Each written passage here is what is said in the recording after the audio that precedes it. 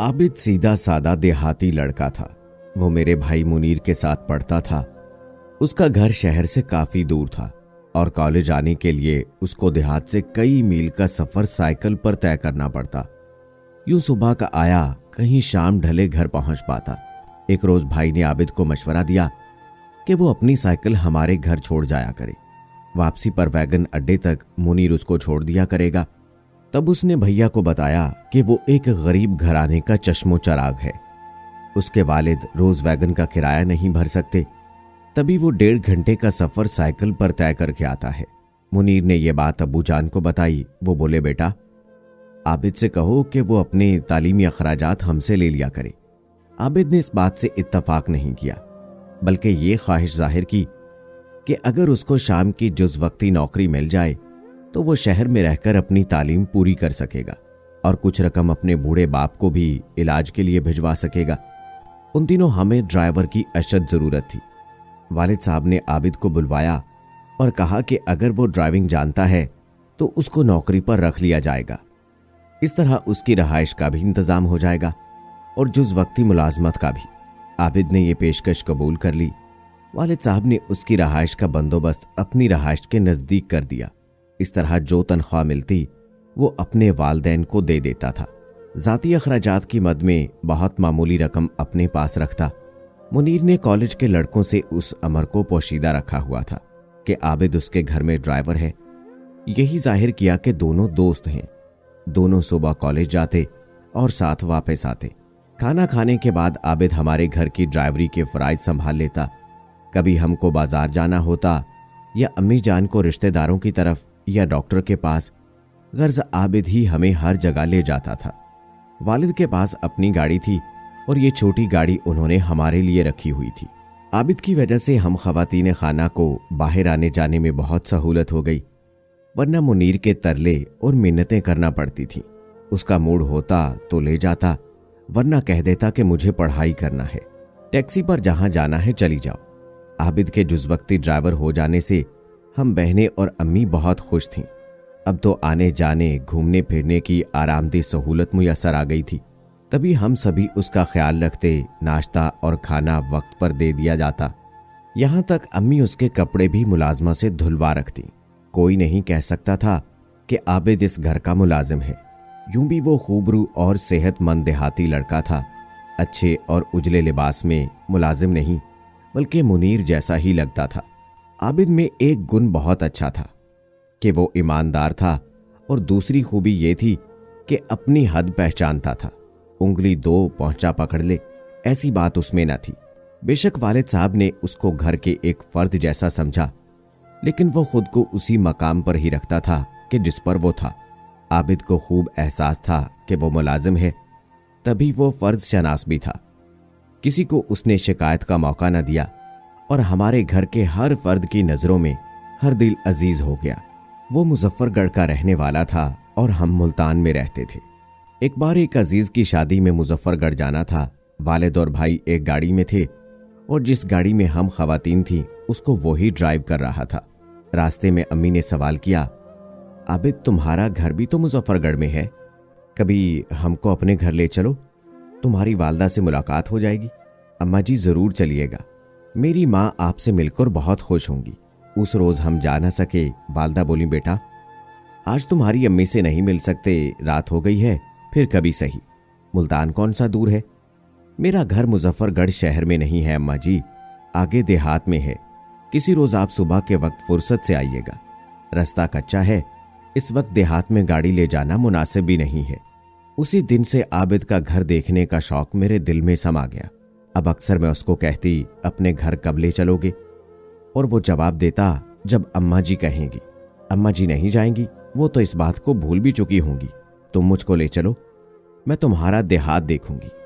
मेरी इस फरमाइश पर वो खामोश हो जाता, क्योंकि छोटी बहन साथ होती और उसे आबिद का घर देखने का कोई शौक नहीं था। एक बार वो हमारे मेहमानों को पहुंचाने गया, उनका पर्स गिर गया और वो आबिद को मिला तो उसने उन लोगों को वापस कर दिया, जिसमें काफी रकम जूं की तूं मौजूद थी। उन लोगों ने आबिद को इनाम में कुछ रुपए देना चाहे, लेकिन उसने ना लिए। वो लोग बहुत खुश हुए और एयरपोर्ट से वालिद साहब को फोन करके बताया कि आपका ड्राइवर बहुत ईमानदार है। उसने ना सिर्फ पर्स वापस किया बल्कि इनाम की रकम भी नहीं ली। आबिद घर आया तो अब्बा जान ने उसको शाबाश दी। वो उसकी दयानत से खुश थे।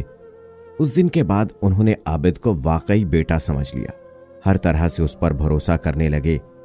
आबिद को अब्बा जान के भरोसे का बहुत मान था। वो और ज्यादा इस बात का ख्याल रखता कि मेरे बाप के भरोसे को उसकी किसी गलती से ठेस ना लग जाए। वो पहले से भी ज्यादा मोहतात होकर रहने लगा। मुझको आबिद पहले दिन से अच्छा लगा था। उसकी वजह उसका हमारे साथ बहुत ज्यादा ताबेदार होना था।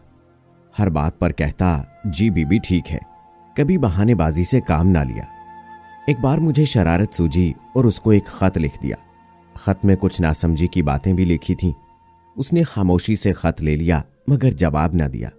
इसके बाद तो ये मेरा मामूल बन गया। रोज ही उसको खत लिखकर देने लगी। जो जी में आता ऊट पटांग तहरीर कर दिया करती और वो खामोशी से ये औराक जेब में रखता जाता। मैं मैट्रिक की तालबा थी, छोटी बहन नमी की। वो साथ होती। आबिद किसी बात का जवाब ना देता। गाड़ी में तमाम रास्ता खामोश रहना पड़ता। उसकी इसी खामोशी से जिच आकर मैंने उसे कागज पर बातें लिखकर देनी शुरू की थी। एक रोज मैंने गुस्से में उसको लिख दिया कि आबिद तुम मेरी किसी बात का जवाब नहीं देते, इसलिए मैं अब तुम्हारी झूठी शिकायत अब्बा से करूंगी। उसने मेरी इस धमकी का भी जवाब ना दिया। उन्हीं दिनों उसकी वालदा की तबीयत बहुत खराब हो गई।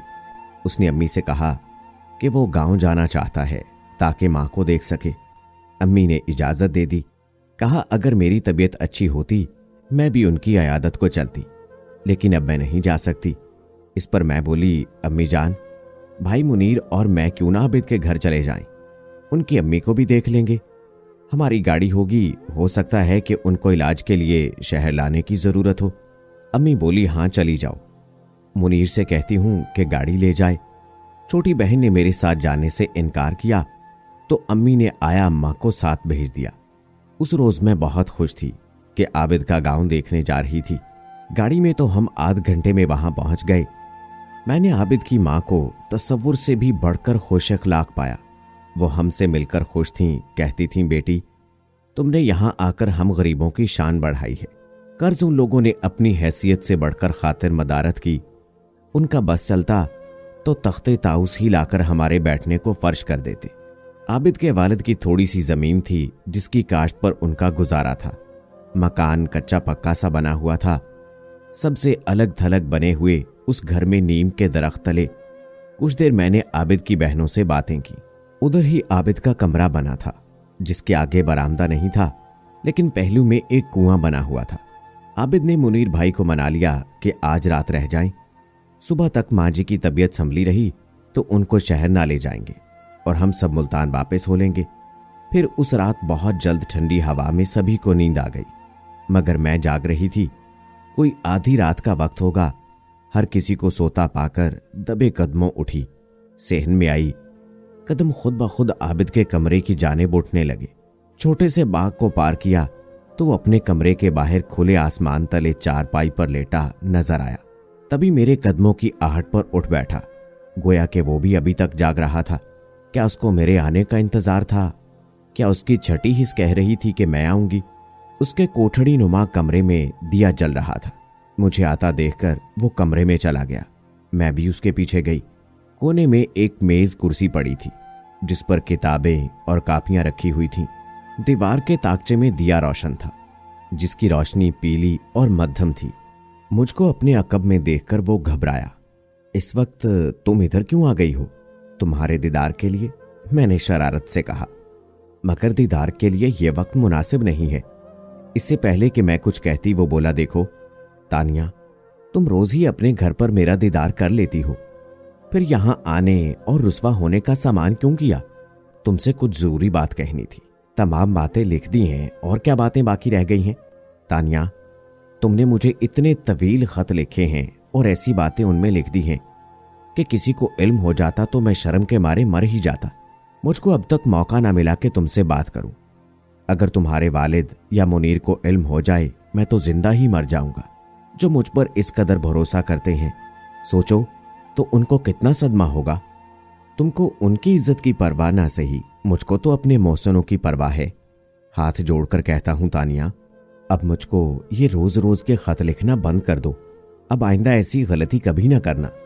मैंने बात को मजाक का रंग देना चाहा तो वो सचमुच रो पड़ा। मैं उसे यूं रोते देखकर हैरान रह गई। उसके आंसुओं ने दिल पर ऐसा असर किया जैसे मुकद्दस कलमात सुनने से इंसान पर होता है। उसने लकड़ी के संदूक का ताला खोला और उसमें से मेरे लिखे हुए खतूत का बंडल निकालकर कहा, चलो मेरे साथ बाहर और इनको अपने हाथों से कुएं में फेंक दो। मैं तुम्हारे खतूत सिर्फ इसलिए ले लेता था कि कहीं कोई देख ना ले। डर था मुझे कि मुझसे मायूस होकर कहीं तुम किसी गलत किस्म के शख्स को अपनी तवज्जो का मरकज ना बना लो। और भला तुमने क्या सोचकर मुझ देहाती पर भरोसा किया? मैंने तुमको शहरी समझा और न देहाती, अमीर समझा और न गरीब। मैंने तुम पर एक अच्छा इंसान समझकर भरोसा किया है। मैंने खत कुएं में फेंके। इसके बाद आबिद ने मुझे समझा बुझाकर वापस उस जानिब भेज दिया जहां मेहमानों के ठहराने का इंतजाम था। वो खुद कोठड़ी में चला गया। उस रोज मुझे एहसास हुआ कि वो कितना समझदार और बाकिरदार है और मैं कितनी नादान बल्कि अहमक लड़की हूं। वो घड़ी भी आ गई जब लड़कियां छुप छुप कर बुजुर्गों की बातें सुनती हैं। मेरे वालिदैन मेरे रिश्ते की बातें करने लगे थे। फिर अनदेखी खवातीन मुझे देखने को आने लगी। तभी आबिद की जुदाई के ख्याल से मैं मुरझाने लगी। रफ्ता रफ्ता रंग पीला पड़ने लगा और बीमार सी नजर आने लगी। तो मेरे वालिद की जहां दीदा निगाहों ने भांप लिया कि मुझको कोई रोग लग चुका है जो दीमक की तरह अंदर अंदर खाए जा रहा है। अम्मी उन औरतों की दावतें करने में लगी थीं और अब्बा जान मेरी तरफ से गहरी सोच में डूबे हुए थे। मेरा अपनी शादी के नाम पर यह रद्द अमल उनकी नज़र में बिल्कुल गैर मुतवक्के था। डॉक्टरों को भी दिखाया, मगर जो मेरा मर्ज था वो कब उनकी समझ में आने वाला था। इस मर्ज को आबिद के सिवा कोई दूसरा नहीं जानता था, मगर उसके लबों पर तो ताले पड़े थे। उसको अपनी इज्जत और कम मायगी का एहसास था। वो आगे बढ़कर अपने मोहसिनों से ऐसी चीज मांगने का हौसला न रखता था जिसको हासिल करना इस मुआशरे ने दुश्वार बना दिया था, क्योंकि यहाँ एक मालदार आदमी की बेटी का ब्याह किसी गरीब देहाती के साथ किसी अचंभे से कम न था। सब एक ही बात कहते कि आबिद को ऐसा सोचने की जुर्रत ही कैसे हुई।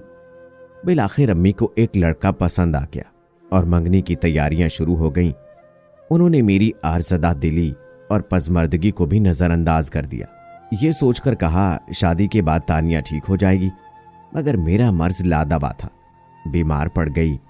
मेरी ऐसी हालत देखी तो आबिद ने हैरत अंगेज तौर पर हिम्मत की और अम्मी जान से कहा, आप अभी तानिया का रिश्ता ना कीजिए, पहले इसको ठीक हो जाने दीजिए और फिर इसकी मर्जी मालूम करने के बाद रिश्ता तय करना, वरना आपको पछताना होगा। आप माँ होकर बेटी का मिजाज ना समझ सकीं और मैं गैर होकर समझ गया हूं। वालदा ने खुद मुझे आबिद की ये बात बताई तो रोते रोते मेरी हंसी निकल गई, जैसे किसी ने मेरे तन मुर्दा में नई रूह फूंक दी हो। कम से कम इतने संगीन मामले में उसने मेरी हमायत तो की। अम्मा को इशारा तो किया कि पानी सर से गुजरने को है।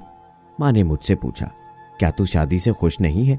नहीं माँ, मुझे मोहलत चाहिए, मुझे पढ़ने दें, कम से कम महफे तो करने दें, वरना मैं ये शादी का बंधन ना निभा पाऊंगी। जबरदस्ती ना करें। ठीक है मेरी बच्ची, मैं तुम्हारे अब्बा से बात करती हूँ। अम्मा ने उन औरतों को मना कर दिया और मुझे कॉलेज में दाखिल करा दिया। मैं भली चंगी हो गई। बिस्तर मर्ग से उठकर चलने फिरने और चहकने लगी। अब मैं बात बात पर गैर इरादी तौर पर हंस देती थी। आज मेरे जहां दीदा वालिद की निगाहें मेरे चेहरे पर मजकूर थीं। आबिद उन दिनों पहले से ज्यादा खस्ता हाल नजर आने लगा। उसके वालिद वफात पा गए और उनकी थोड़ी सी जमीन जो दरिया के पास थी जेरे आब आ गई। अब उसको सख्त तरीन माली मुश्किलात का सामना था। तभी उसने तालीम छोड़ दी और वापस गांव चला गया। मेरी तमाम उम्मीदें दम तोड़ गईं। मेरी उम्मीदें तो उसी के साथ वाबस्ता थीं। मैं फिर से उदास रहने लगी, दिल बर्दाश्ता हो गई। कॉलेज छोड़ दिया और फिर बीमार पड़ गई तो वालिद साहब को मेरे मर्ज का बखूबी अंदाजा हो गया। अब्बा जान ने फिर वो फैसला किया जिसका मैं तसव्वुर भी ना कर सकती थी।